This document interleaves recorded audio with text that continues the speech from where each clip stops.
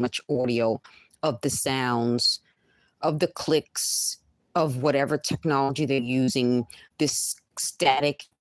When I was in the living room and I was doing the recordings, it sounds different than what the recordings in my bedroom. So I'm wondering if they wired my, it would always sound this way.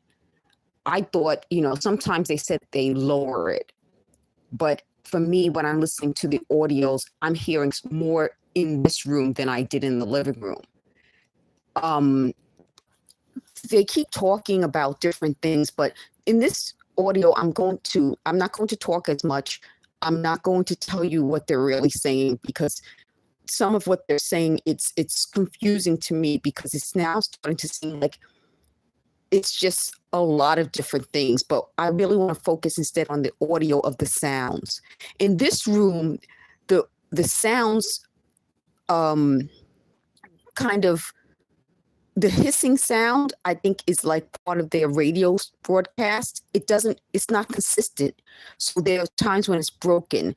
It's times when I think I said something correctly, but it doesn't come out correct, which again, is possible that I am, making a mistake. But it's more than that. It's impossible for me not to make a mistake with all these sounds. So it's for me, it's not that, oh my goodness, I'm making these mistakes. This is part of the process. There's no way I could have been at work with this. They tried to say that I was like working and doing all these things and this was happening. It's impossible.